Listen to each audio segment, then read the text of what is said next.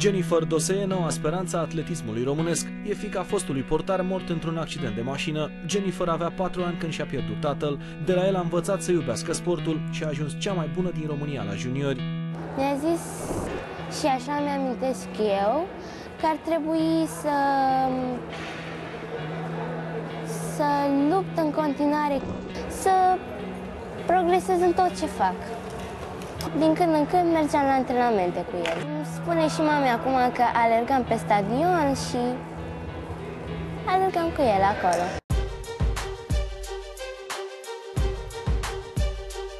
E fan Usain Bolt, participă și la proba de viteză și la săritura în lungime. Am recordul la săritura în lungime de 4,85 m. Atunci când o să fiu senioară, o să-mi doresc și mai mult să îmi întreg propriile mele recorduri, nu ale altcuiva. Și o să încerc să iau numai locul întâi. Crezi că e posibil? Da, este. E bun. E bună. Bună din toate punctele de vedere. Arată foarte bine, după cum ați văzut-o, exact tipul săritoarei, cu picioare lungi, trunchiul mai scurt și are calități cu care vii de acasă. Viteză, detentă. Seamănă cu tatăl ei. În mod sigur și din punctul ăsta de vedere.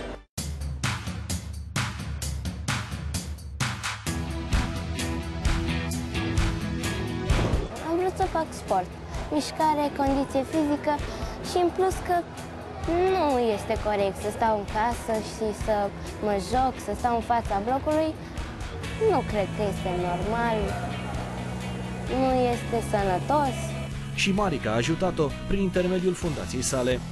Bună, Jennifer! Sunt convins că efortul tău va fi încununat cu aurul olimpic într-o bună zi.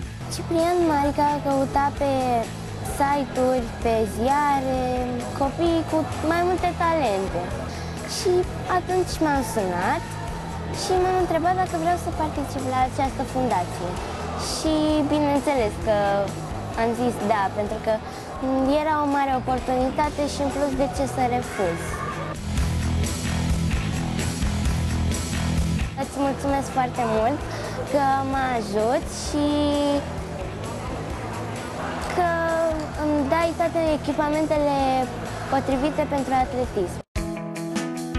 Are 25 de medalii, din care 22 de aur. Jennifer țintește și aurul olimpic. Antrenoarea ei, Anișoara Cușmir, a luat aurul în 84 la Los Angeles. Vreau să pot să o întreg pe antrenoarea mea și să o fac mândră de mine. Este o fetiță care gândește foarte matur, s-a maturizat foarte repede, tocmai datorită ușoarelor greutăți, cu toate că mămica ei se ocupă îndeaproape și n-aș putea să spun sau să cred că îi lipsește ceva lui Jennifer. Mama ei a fost și mamă și tată. Mama este foarte mândră de tine. Medaliile astea toate, cu ambiția ta, pot umple pat. Tu ești medalia mea, facem o echipă bună și o să reușim, da?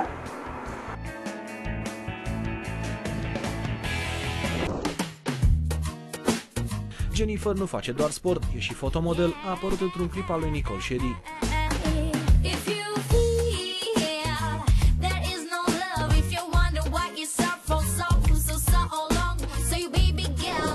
Dacă o să ai oportunitatea, o să renunți la sport pentru modeling? Nu, pentru că sportul, dacă o să mă las de sport, nu o să mai am același corp frumos. Și în plus că sportul îmi dă o oportunitate să fac modeling, pentru că se leagă între ele. Se ține tare și de școală, matematica e materia ei preferată. 900 împărțit la 9. Jenny. De câte ori a venit cu medaliile la școală? A venit de foarte multe ori și a ținut să ni le arate, ceea ce ne-a bucurat, că a vrut să împărtășească victoriile ei, știe să-și îmbine și partea sportivă cu îndatoririle de școlar, ceea ce ne face pe toți mândri. Chiar și colegii ei sunt mândri de ea. Fac față, pentru că eu când vin de la școală, mănânc, fac teme, după care mai stau puțin și plec la antrenament. Pot avea sute de medalii, dar eu visez la medalia olimpică.